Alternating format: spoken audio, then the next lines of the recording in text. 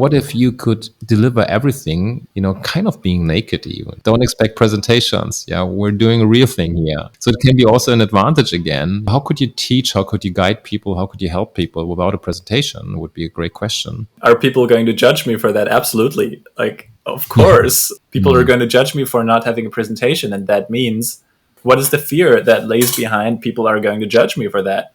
What makes you so sure that marketing yourself is going to get your clients? Because if I believe I need a 10 billion pages slide deck and presentation, I need all the marketing materials, you spend all your saved money on that, and then you still don't get clients. That's the point where you start the things that really matter. I think it's a process. It's a process of being really in peace with yourself, so that whether you're doing a video, whether you're speaking behind the camera, in front of the camera, you're doing a blog post, you're doing an interview right now, or a podcast, you're still comfortable with yourself. Motoki and I just recorded this wonderful podcast episode, and for those of you who don't know who Motoki is, he's a good friend of mine. He's a keynote speaker, author, and facilitator for Time to Think and Ikigai. Unfortunately, the first part of this episode got lost. On the first part, we would talk about Motoki's path and his work and what he does. He put me through a little meditation, which was really beautiful. Unfortunately, all of that got lost, but here's the second part where we talk about marketing as an attraction form and how you can leverage this attraction on your coaching career to grow without compromising your values. Now, please enjoy this episode, and if you do, leave a like below and share it with your friends. Let's dive right in. And there's this idea of Henry Nouwen talking about the wounded healer. So the places from where you can teach other people, you can speak to other people, are probably the places which are not the funniest places or times in your life.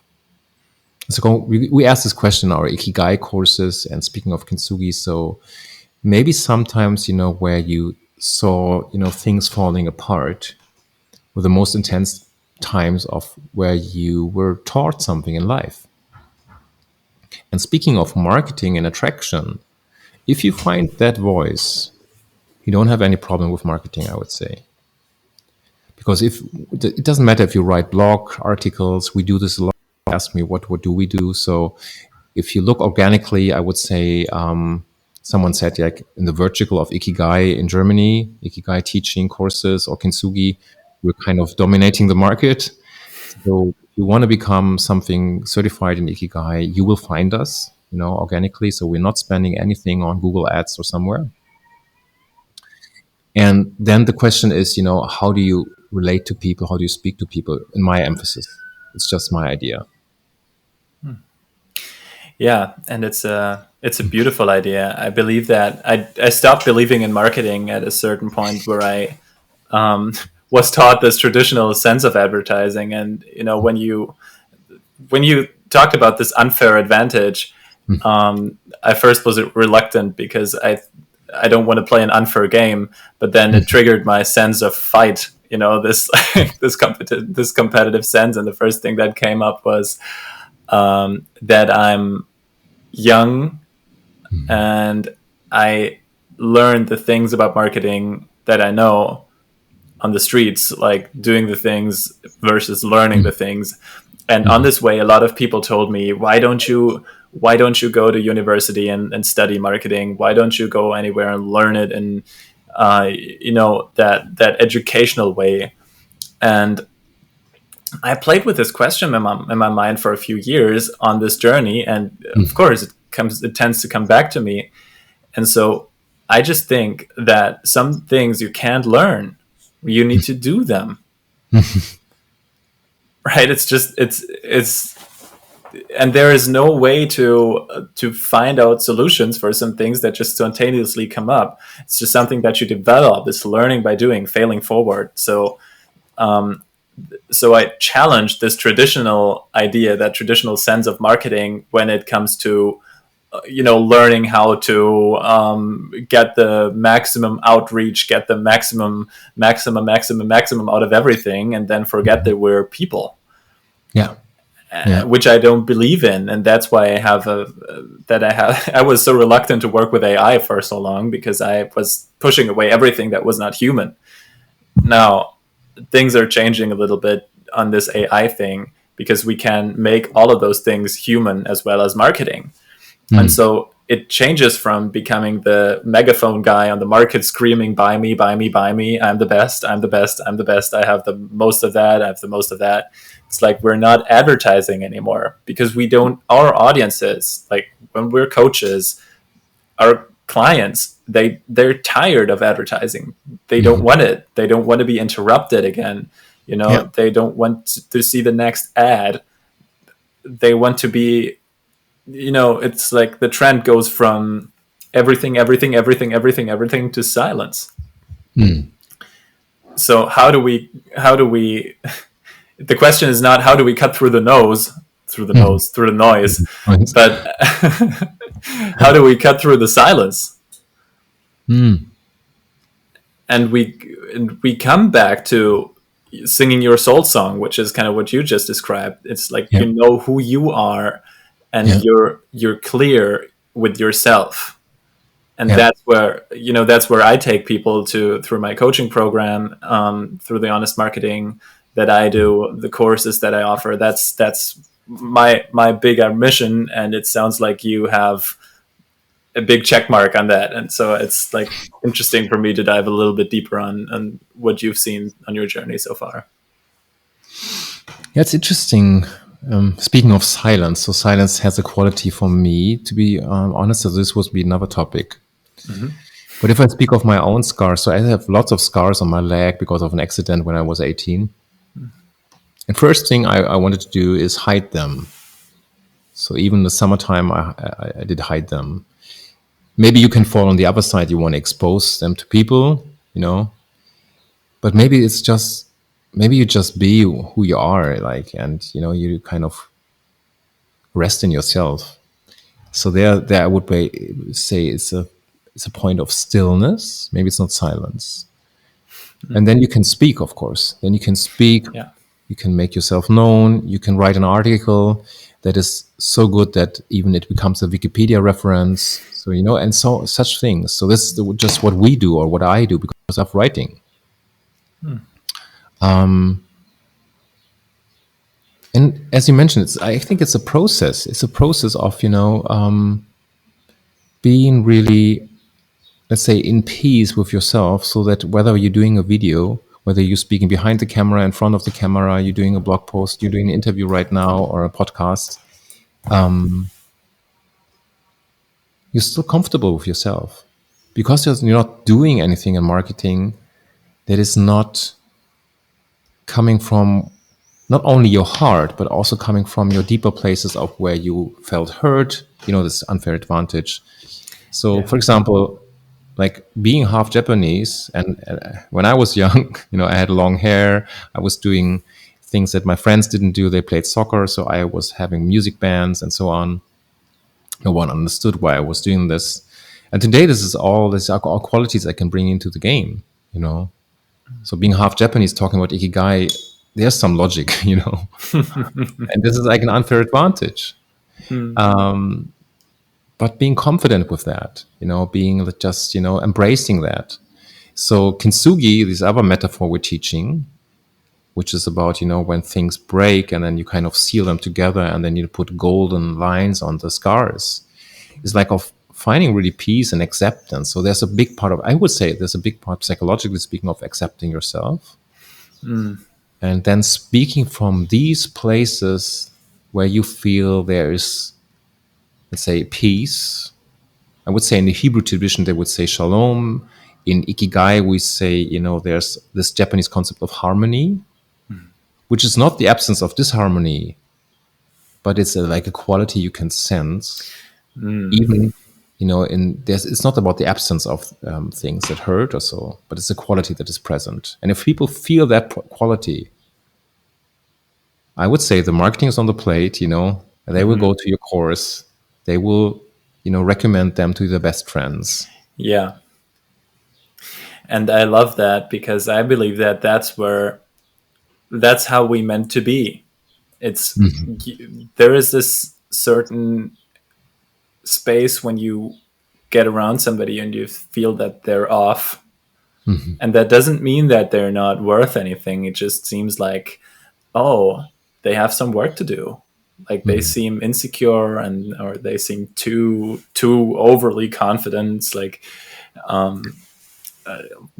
whatever happens, it seems off, and we humans have very fine sensors to that. Like we know that, and that's the point. That's a space where people don't recommend you if you're in this space where you're off. You're not getting referrals. You're not, you know, you have a high cost of marketing because you have to convince everybody to work with you. You have a high churn rate, like people stop working with you, people bounce off because there is something that is not deeply centered. And so I've been in this space as well. Like a lot of people have been, and it's part of the journey too. So it's nothing wrong with being in that space. And at a certain time, there comes the time where you're ready to enter a space where you're centered. And so what you said about this harmony, and not the absence of disharmony. I mean, there are problems that arise. There are challenges. There are those days where you feel like, oh my God, why is it still that way? Like, you know, why am I stressed? Why do people not respond to my emails? Like, why is this client ditching me right now or ghosting me? Like, yeah, there are things happening that might stress you still if you're in harmony. Because being in harmony for me means also being in harmony with your problems and with the negative stuff that's coming up. It's just balance. There's no positive without a negative on the other side. There's no light without darkness. So what I'm saying with this is that you feel it when you enter that space, and the people that need to work with you, they just appear out of nowhere where you least accept them. And most of the times, at least that's my experience and the experience with my clients, you understand that those people have already been around you all the time. It's just you haven't noticed it because you approached your career or your life out of an ego point of where you think things should be, and they shouldn't, because they're not. It's just the reality of it. and I love how that work, that ikigai, centers you towards this point where you're also the most efficient version of yourself, because it's like you combine all your powers. There is no disbalance, and there is no difficulty in writing a blog post that way that doesn't get seen at all. Like, you got your analytics, you look inside of it, it's like this post, it's like 2 people seeing it, and you don't care because you know it's the right thing to write, and you wrote it and it's out there, and you know, no matter if somebody's going to read it or not, it's out there, and you continue. So you stop doubting yourself on your journey, on where you are. Just write the next blog post. So this centricity, from what I experienced, it allows you to be consistent. I don't know if that's accurate with what you experience. Absolutely. I mean, maybe consistency is one of my my biggest challenges. You know, if I follow all the marketing rules, but you know, if I'm in harmony with myself, you know, consistency is not a problem. Yeah. So I would just absolutely, you know, plus one, like consistency could be what if, and I like questions, like you form a lot of questions. What if consistency is just a natural byproduct of you being in harmony? You know, because you just like, absolutely, I'm showing up. Why not? You know, It's I'm a showing given. up. Yeah, yeah, absolutely. Like, how can you stop what's already flowing through you? Yes, yes. And this is interesting. Like the neuroscience would say, you know, a lot of people have ideas about the mental state of flow, like Csikszentmihalyi, you know, like kind of discovered that. Yeah. But the interesting thing is in flow, you know, it's not only that we're like, it's effortless and we're doing the thing, but it's also our mind works differently. So when we're not on the flow, we're seeing a lot of risks, obstacles, you know, and a lot of amount to get started. But we're in the flow, we're in the different, you know, our salience network is working differently, you know, and we're just doing it. We're not questioning it. Yeah. So maybe sometimes questioning, not having, like you said, unfinished business, like cleaning up, kind of not cleaning up my past, but, like really going to that. And then speaking from that place of reconciliation. When we started earlier, you mentioned like, what you have experienced in the past. And I can also give some examples. But Please. if I would have unfinished business there, who am I then to teach people? Yeah. And I don't know about you, if you knew all that, but sometimes in seminars, you have like, I would say in our seminars, if you come 3, 4 times, I have like at least 300 slides.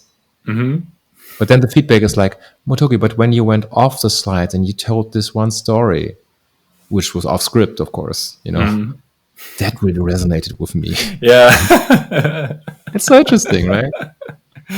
It's so Yeah. interesting. That's what I think is like we attach to the things that we build around us to form identification. It's like I need a 300 slide keynote deck to be a good presenter, to be a good coach, to be a good seminar person. I don't know. It's like seminar leader. I don't know. That would be the German version. But the things that they give you, they give you security, of course, and they give you a system to follow along. But there comes a moment of time where you understand that the number one rule is to break the rules. And so because you over time you develop a feeling for what is helpful right now, and you get that through listening, through active emotional listening. And like in Germany we have a culture of sticking with a plan, of doing the things that are checking off a checklist, and it's like, yeah, okay, next, we check it, we check. And then we oversee the opportunities to help. We oversee what's really helpful in that situation. And throughout my program, what I have discovered is that there are sessions where I'm going through one slide and we're about to do 10 slides in this session, and I'm closing my keynote deck and we're just switching into role play mode, because I see that a lot of the block, a lot of the blockages that come your way, it's when you believe I'm a fraud, for example, or I'm not good enough. Another one was, what if they think I scam them? What if it doesn't help them? It's like those ideas are causing a lot of friction on everything else we do throughout the program. And my program can be as good as it can get. If I don't go there, it's not going to do anything. So it's like, shift your focus to where you're helpful. It's like and trust it. Trust the things that go through you. For everyone listening to this right now, it's like you have it inside of yourself. Trust it. And I would say that sounds like a seminar. And also I subscribed already, Tom. That's why I would come to you. Because I really had a beautiful, like elderly, totally wise director of a large event, in the parliament event in northern Germany. And I had to speak there. And he said this one thing, I'll never forget about it. Mr. Tonn, either you have a presentation or you have something to say. And so, of course, it's like depending on the didactic and how you educate people. And there are different levels, I would say, of maturity. But if you're now running into seminars where you get a lot of slide decks, and this is what you need, go there. Please go there. Yeah. Buy books, get slide decks, get like a lot of cognitive intelligence, let's say. At some point, you will come to questions that can't be answered in a slide deck. It's what I love about what you said. You kind of turn off the presentation. And I experience this a lot in my seminars now these days. Like, last time I had a listening masterclass, and I sense that the people coming there are like really advanced. And like, so my presentation didn't work. We just did a free flow. And I even struggled after 3 sessions. What do I send them? But you know what? They never asked. I'm missing the slides, because we had such a rich discussion. You can't put that into slides. It's hard to do, at least. So I would say, ask yourself the question, do you need slides at the moment? Or need a room of, let's say, psychological safety, where you can, challenge yourself a little bit, stretch a little bit self. Ask like someone like Tom, about your life questions or your questions on the roadmap becoming a coach or being a coach and doing, let's say, marketing and reach people. Do you need slides or do you need someone to talk to, I would say? Mm-hmm. What do you think, Tom? Yeah. Yeah, that's beautiful. Thank you for sharing that and your experience in that room with those experienced people, and you just skipping your slide deck. Now that's, for most people, it seems like a bold move to do, but I believe Mhm. it's the exact right thing because it's helpful just the way it is. And I think it's helpful to clear up your expectations towards the slide deck, towards the marketing, because when you're going through this process, becoming a coach, and then you're there, is like, okay, now marketing is going to get me clients. I would ask if that's true. And then, the traditional part of me would say, okay, now sales is going to be the thing that gets you clients. But I would even question that, because it's what you expect of these things to do for you might not be the reality.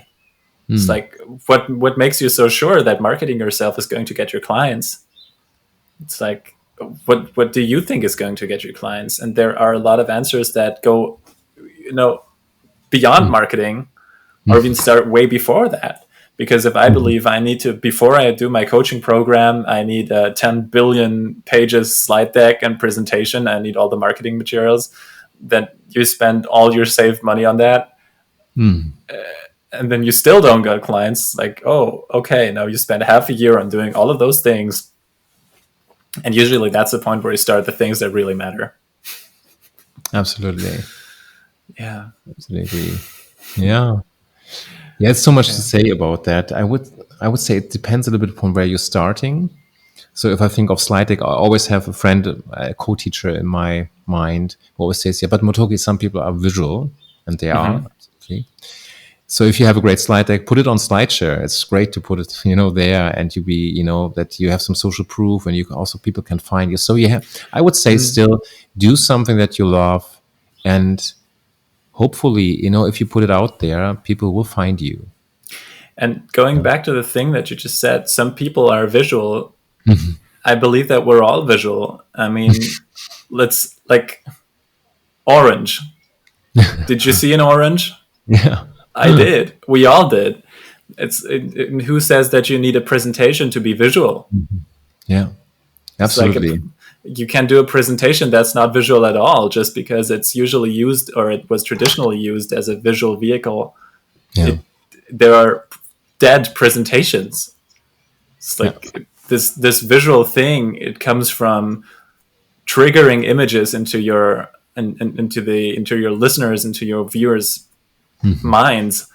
And there are different tools than presentations towards that. It's like you have all the images inside of you. Everyone has. If I remind you of the beauty in your nature and of a Yeah. beautiful sunset, like this forest that we just did, well, hoping that the recording is still there. Like, you just did this That's meditation really with me, it's and amazing.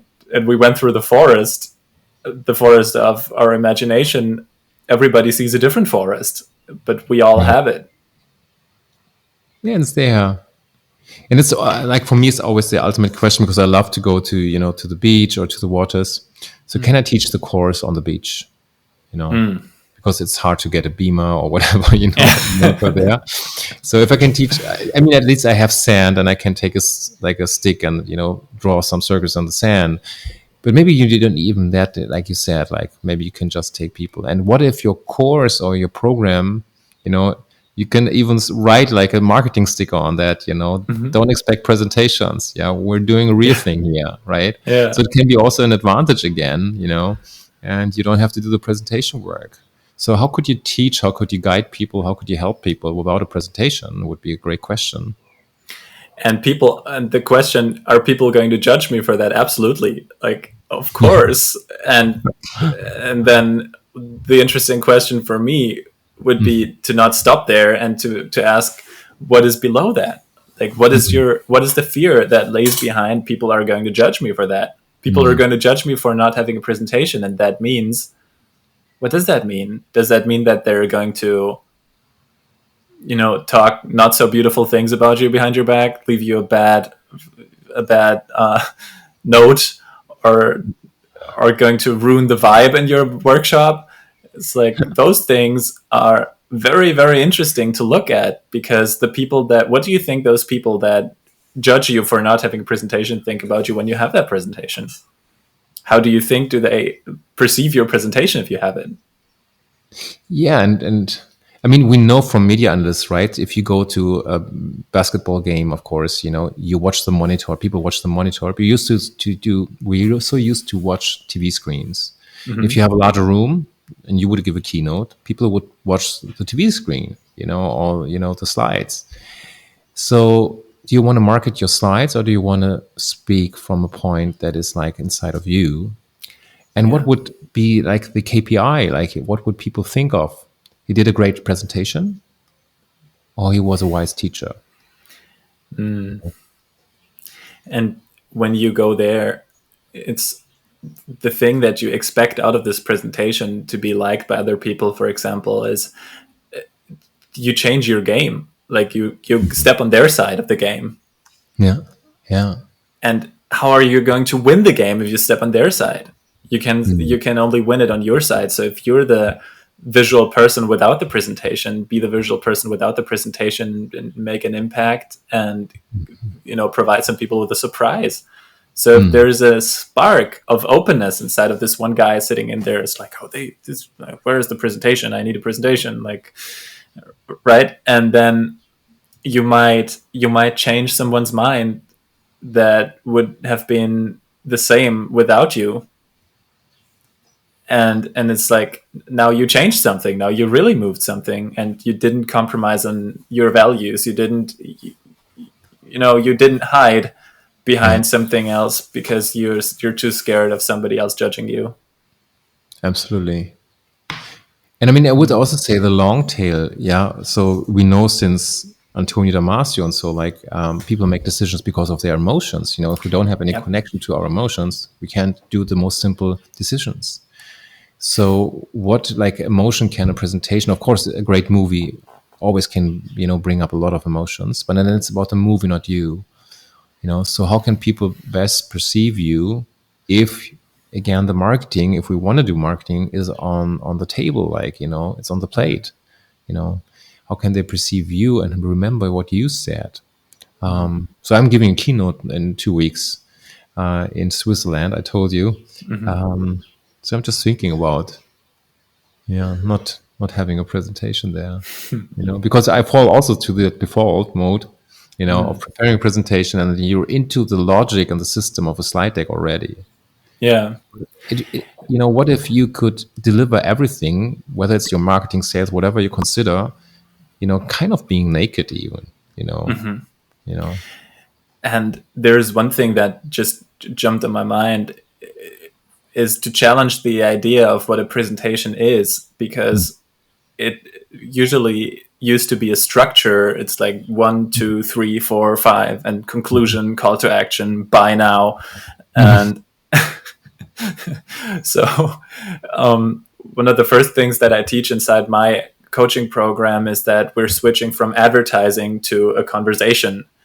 Right. So how can we use slide decks and keynotes to be a conversation? And it's like, if it's not a conversation, just leave it out. Absolutely. And then again, there is a way to use it. And here's an example of what I did in a presentation with a large group.